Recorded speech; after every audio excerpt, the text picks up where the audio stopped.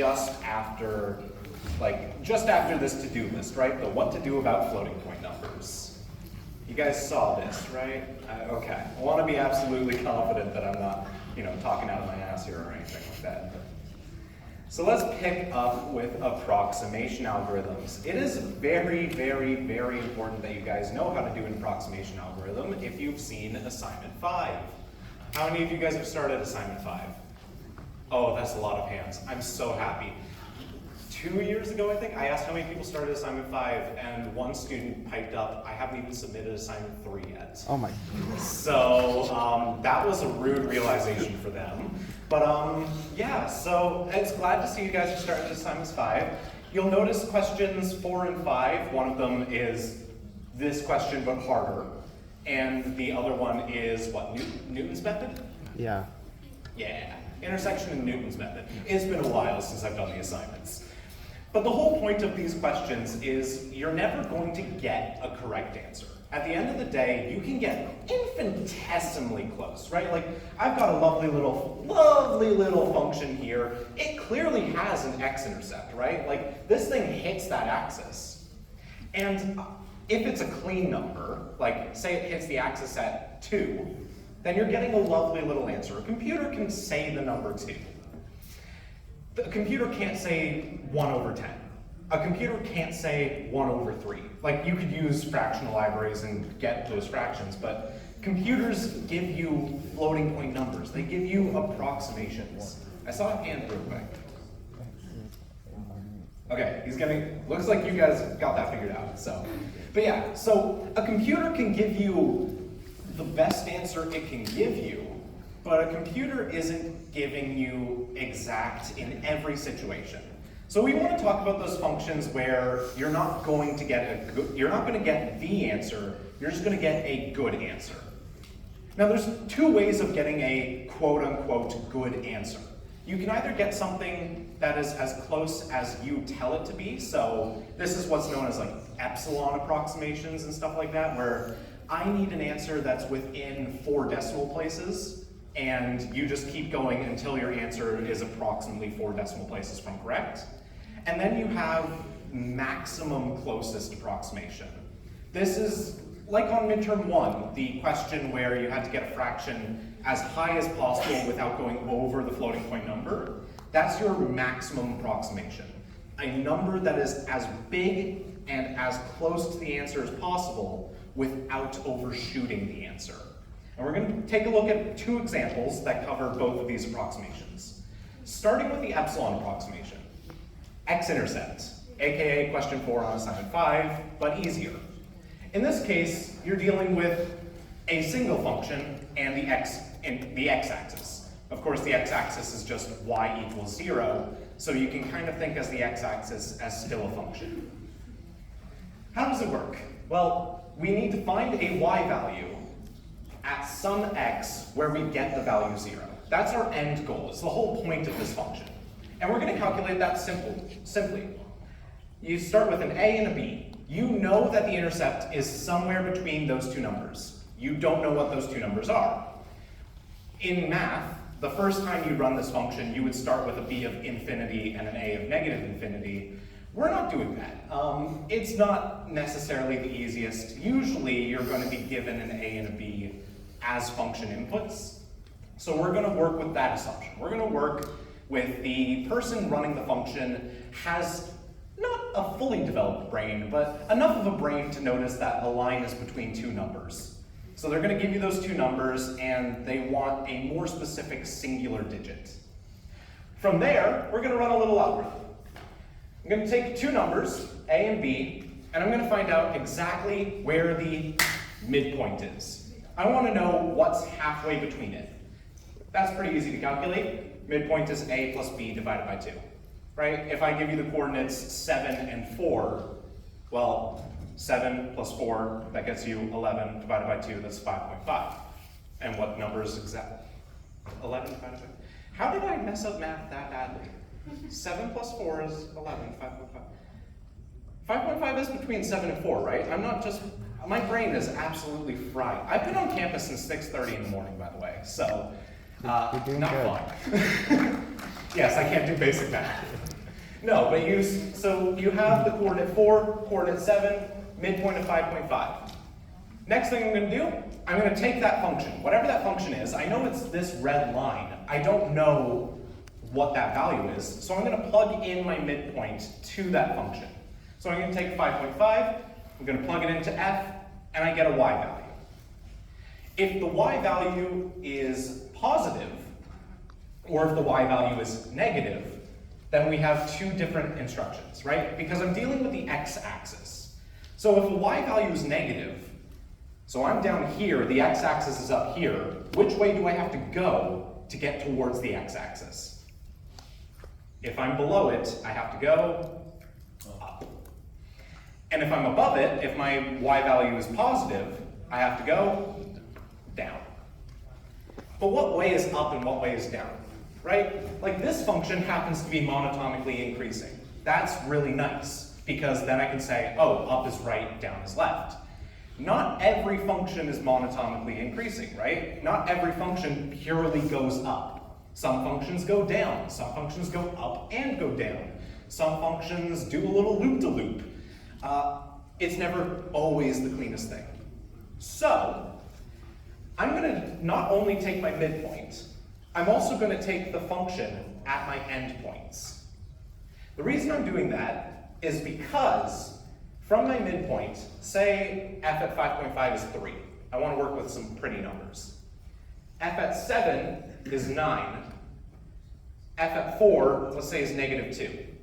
So I know I'm at 3. I know to the left, it goes down towards the x-axis, and to the right, it goes up towards the x-axis. So do I want to go right? If I know the x-axis is left, I want to go left, right? No, not right, left. Okay, not even a single chuckle. I saw a smile. That was it. All right. What kind of humor does Nick give you if that's considered a bad joke? Okay. So that's literally all this algorithm is. You have a left value, some sort of positive or negative. You have a right value, again, some sort of positive or negative. And you have your midpoint value, some sort of positive or negative. And with those three pieces of information, you need to choose whether or not you're going right or whether or not you're going left. And your end goal is to figure out what coordinate x hits that axis. We want to get that little intersect right there. And the algorithm for this is actually pretty clean. The algorithm for the one in the assignment's a little less clean, but it can look clean. So let's talk about this more algorithmically. We've talked about the theory of this. Let's talk about it from what does a computer have to do? What are the instructions to do this? Function inputs. I give you coordinates A and B. I told you got to put in some legwork yourself, right? I also am going to give you an assumption, because assumptions are easy to work with. Assumption is that it's monotonically increasing. Remember, I said that earlier. All it means is if you look at a coordinate f, and a coordinate of n plus k or whatever, the coordinate in the future is always going to be bigger than or equal to the coordinate you're at now. Basically, the function can never go down. It will only ever strictly go up or go sideways. And we're going to also deal with a precision value. We call it E because it's named after epsilon. Epsilon, if you ever take second year calculus or second year statistics, or anything else. The reason I say take second year stats is because second year stats is a prerequisite to almost every year 4 class in COMPSCI, and it's also not a required course ever. So you're going to end up taking it in year 4 if you want to do anything, so you may as well take it in year 2 instead. Or year 3. Year 3 probably is better for it. Noted. Noted indeed. Yeah, don't take it in year 2. Your year 2 is already going to be hell. Year 3 is a bit better. But no, we're dealing with some sort of epsilon, which basically is saying if you're within 0.000001 of the correct answer, we'll accept your answer as correct. Basically, it's how close can I get to the correct answer before the function gives up. Instructions are simple. As long as b minus a is positive, we're going to do steps 2 to 4. calculate the midpoint. If the midpoint is positive, we need to go left. So we're going to set, or sorry, if the midpoint's negative, that says negative, not positive, because I can read. If the f at the midpoint is negative, we want to go right. So we're going to run the function again, but we're replacing our value a from our function inputs with the midpoint. Basically, I have this range. I know the midpoint's somewhere in it. I know it can't be over here. This is illegal. So I'm going to take a, and I'm moving it towards the right. Now I know my midpoint is somewhere in here. My intersect is somewhere in here. I still don't know where, but I've narrowed it down. My range has gotten smaller. There's a little bit of feedback. Can I mute that? Hold on. Maybe that's a bit better. Oh, that's not at all better, actually. I actually feel kind of quieter now. Oh, well, I'll just talk louder. You don't sound any quieter. Oh, okay. No. Maybe it's just the lack of the reverb that's starting to get to me. But no, so I take my bounds, I shrink my bounds, I repeat the function. I take my bounds, I shrink my bounds, I repeat the function. I take my bounds, oh, it shrinks the other way. I repeat the function. Eventually, you're gonna have a bounds so tight that you're just hugging that x-intercept. Eventually, your x-intercept is going to be in that little epsilon range, that tiny sliver of x values. And once that sliver is so small that there's no point in running your function anymore, you're going to return what x value you're at. Sadly, the slide has given you the answer to the question. The question is, can we compute the exact x-intercept by taking an epsilon of 0?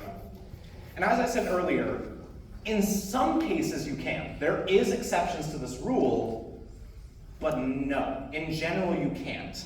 Not every floating point arithmetic number can be computed on a computer. Not unless you're using Mantis notation, which is a 1JC3 thing, not a 1MD3 thing. So we're not talking about that. But no, like, you can't hit every number. You can't always get what you want, but maybe you'll get what you need. Okay, come on. I give up. You guys can't be pleased. I was pleased. So we take a look at the Python code of it. And this version's not recursive. It can be done recursively though, if you want to do recursion. Good thing about recursion is in Python, by default, you can change this number through settings, but by default, the maximum recursive depth is 1,000. And you may have noticed on your assignments, what's the maximum depth we wanted for question 4 and 5? 1,000. You could do it recursively. We are not forcing you to do it recursively. On assignment 5, like only 2 or 3 questions are actually forced recursion. Only 2? I think it's only 2. Because I know soda pop bottle is recursive. I'm not sure about any other ones. I'll have to take a look at it. It's been a while. But no, so you have an x-intercept, you take in some sort of function. It's a lambda function, takes an x value, returns a y value. You have an a and b, which are 2 x values, they're your range. And epsilon, which is some sort of floating point number approximation doodly-dad. While b minus a is greater than epsilon, basically while, my bounds are still from a smaller number to a bigger number, because if you ever have this case where your bounds are from a smaller number to an even smaller number, the algorithm is kind of womped at that point. You would need to flip the bounds. You can't ever have that case. Calculate the midpoint. If the midpoint's negative, set a to be the thing, basically go right. If the midpoint, or if the value at the midpoint's positive, go left. Right? Anybody not understanding what this algorithm is saying? Hit me. My only question is that isn't it usually that when you're doing comparing to epsilon, you use the absolute value function? Why aren't we using that here?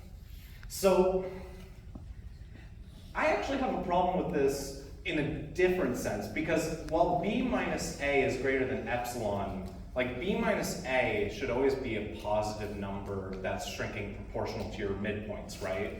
Which means like that number shouldn't ever really get smaller than epsilon unless it becomes like 0. But so This goes back to what I said about the number can't be negative, right? If you think about B is a value way over here. It's a high value of your range. And A is a low value of your range, right? And the whole point is that range is a box that's shrinking. But the B value can't overtake the A. Your midpoint is always the sum of B plus A divided by 2, meaning it's always in the middle of those two numbers. When you shrink, your number can't overtake. So in this case, we don't have to take the absolute value because there's no chance that B is ever smaller than A unless the person who calls the function in the first place really messed up. And if the person messed up the function in the first place, so if the person said A was 7 and B was 4, then the while loop will never run, right? Because epsilon's a strictly positive number. That's a negative number. A negative number is never bigger than a positive number. While loop never runs. The function literally just returns A and B, exactly as is. Anything else? I do like that one though, because you're right. In most situations, you're dealing with the absolute value of some value minus another value. Another thing I find kind of weird is the way this guy handles it, this algorithm handles it, is we're shrinking the box until the size of the box is epsilon in size, right? We're taking a box of A and B, and we're shrinking it, shrinking it, shrinking it. We're not returning an X value. We're returning a range of where that X value can be found, in which that box is epsilon in width. Most algorithms, you're going to be returning a Y value in which is plus or minus epsilon in value of, or X value in terms of, like most of the cases, you're returning a definitive answer where epsilon is like, it's this plus or minus this way. In this case, we've just returned the box where epsilon's somewhere in the middle of it. So it kind of takes the algorithm from a different approach. It's really weird, but also, I like it. Let's take a look at a different one. Oh, this is him just actually using the function. Sorry. I completely forgot that Nick likes doing these like, oh, it's a Python terminal, but it's not a Python terminal. But no, as you can see, you take in some sort of function, some sort of A and B range, and your tolerance, 1e to the negative 8. So that's 1 times 10 to the negative 8. Very small, right? That box is like a tiny sliver. But at the end of the day, you're always getting two numbers returned. You're not getting one number. It could be the same number twice, but you're getting two numbers returned because you're getting a range of where that X value can be found. And of course, the smaller your epsilon, right? The smaller that box, the more accurate your answer is. If I gave you an epsilon of 1 million, is that helpful? Like that's such a wide range. It's like X is between 0 and 100, but my tolerance is 1 million. So if X is between 0 and 1 million, that's not helpful. Luckily, this algorithm technically says, because if we take a look at the first line of this algorithm, right? It's the while B minus A is less than or greater than epsilon. 100 minus 0 is not bigger than 1 million. So you'd actually end up returning 0 and 100, not 0 and 1 million. So at least your inputs are still kind of relevant. But imagine if this returned epsilon, or it returned A plus epsilon or something, like A and A plus epsilon. Imagine how wonky that would be. It's not at all helpful information. Okie doke. Let's take a look at that other scenario. So in the first case, we have a tolerance. We have a, how small is that box? How close are we hitting that variable? In this case, we just want to keep going until we get a definitive answer. And what are we trying to calculate? We're trying to get the square root of a number. But we don't want to calculate it using square root's function. We just want to say, I'm going to give you a number A. You're going to check if A squared is smaller than a number, and A plus 1 squared is bigger than a number. And if it is, then that's your correct answer, right? So if I give you n, and I want to take the square root of n, so say n is 24, right? 24 doesn't have a clean square root, right? Does anybody know the square root of 24 off the top of their head? 2 times the multiple of square root 6? No, I don't know that off the top of my head. I could whip out a calculator, but that's not helpful. However, we do know one thing. It's somewhere between 4 and 5, right? Because the square root of 25 is 5. And if you look at 4 squared, you get 16. You look at 5 squared, you get 25. The square root of 24 has to be somewhere then between 4 and 5 if we know 24 is between 16 and 25. So it's an approximation, it's not a great approximation. And all we do is we're going to start a loop. The loop starts at 0, and we're going to keep picking numbers. Basically, I want to know, is it between 0 and 1? No? Okay. Is it between 1 and 2? No? Okay. Is it between 2 and 3? No? Okay. Is it between 3 and 4? No? Okay. And so on and so forth. And if we ever find that answer, we're going to return the smaller of the numbers. Essentially, is it the smaller of the numbers or the bigger of the numbers? Let's actually trace that out. A equals 0, so let's use that 24 example. So while a plus 1 times a plus 1 is less than or equal to n. So if a were 4, a plus 1 is 5, 5 times 5 is not less than or equal to n, so therefore the loop ends. So actually, yes, this would return a equals 4 purely because 5 is too big. It returns the biggest possible number without overshooting our goal, right? And of course, if we actually pulled up like a little chart, we take our square root of, I don't know, trace input for n equals 27. I don't know why Nick likes 27, but hey, let's take a look at 27. Well, a equals 0. What's 0 plus 1? Is 1 times 1 less than 27? Yeah. Sweet. So we're going to say a equals a plus 1. We now know that a is 1. Now we're going to do the next loop. Is 1 plus 1, so 2. So 2 times 2. Is 2 times 2 bigger than 27? No. Or is it smaller than 27, I should say, because that's what the loop's asking. It's smaller. So we're going to do another loop. So now we have a plus 1, that's 3. Is 3 times 3 still smaller than n? So is 9 smaller than 27? Thank you. Now we have 4 times 4. Is 4 times 4, so 16, still smaller than 27? Is 25 still smaller than 27? Is 36 still smaller than 27? Okay, now we have our bounds. We knew that 27 is between 25 and 36, which means we know our final answer is between 5 and 6. So we're going to pick the smaller of those two values because we don't want to overshoot it. Hence why this function returns 5. Now, is the answer exactly 5? No. Is the answer very helpful? I'd still argue not.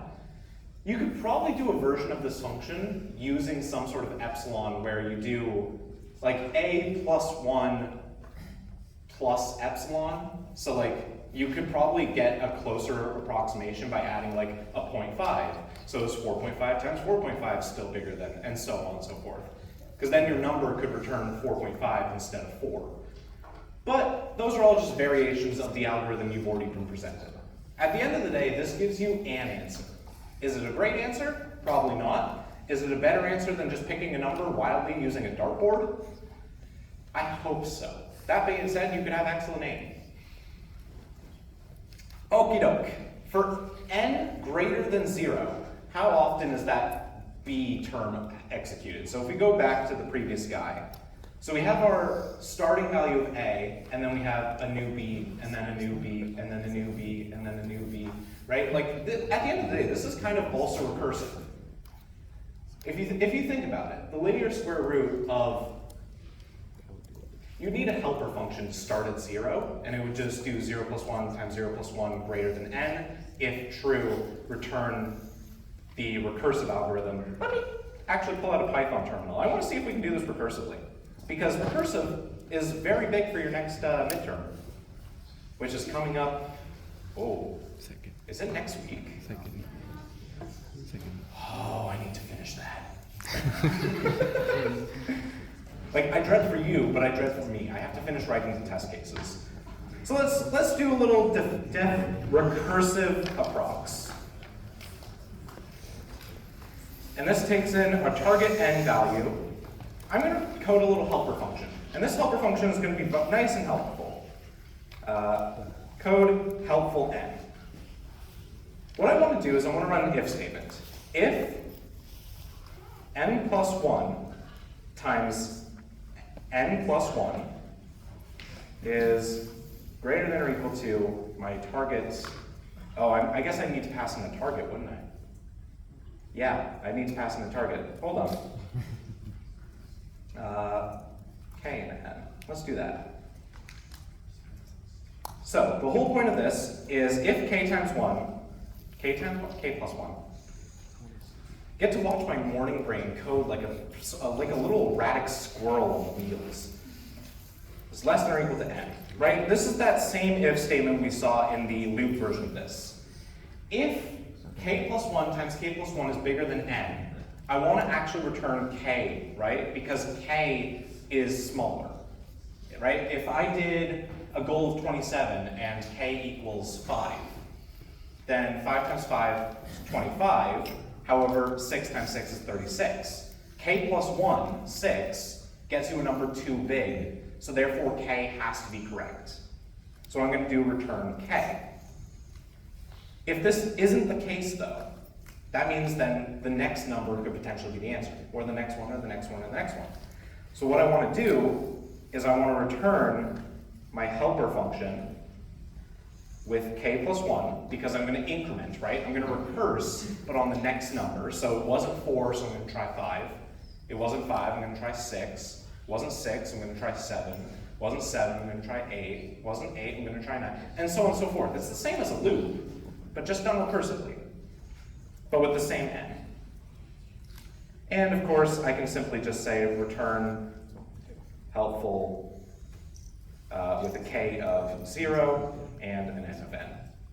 This is a recursive version of the same algorithm we just saw. And if I run recursive procs on some sort of 5,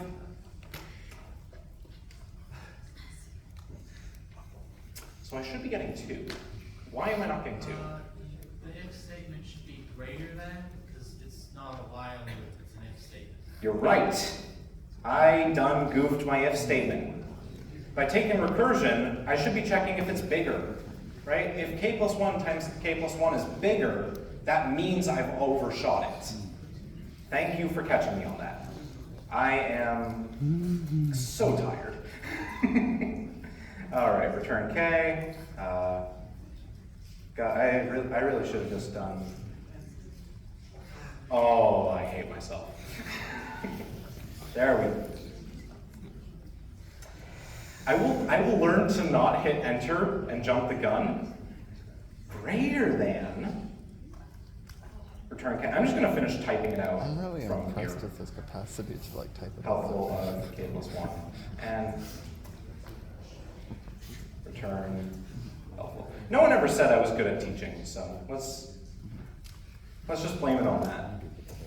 Let's blame this on Nick's child, actually. You know what? That seems fair. Don't tell him I said that. Oh crap, you're recording. Hi, Nick! All right, let's actually do this again now. So if I do recursive approximation of 5, I should get 2 now, right? Because, and you really can't see it. There we go. But all the way at the top there now, you get a nice little pretty 2. And that's because 2 times 2 is 4, 4 being less than 5. But 3 times 3, well, that's 9. 9 is bigger than 5. So I know that my value 2 is the biggest smaller power I can make. That makes sense? Let's get back to that slide. I forgot what the question I was supposed to ask you is now. Where were we? There we go. So yeah, for any positive integer n, how often is that like helper function run? Ew. This is not fun to calculate. So let's do the n equals 27. In this case, how often is that run? So we start at a equals 0. So a equals 0 doesn't count. That's the trivial case. So our first b would be 1, then 2, then 3, then 4, then 5, which is the floor of the square root, right? So, I mean,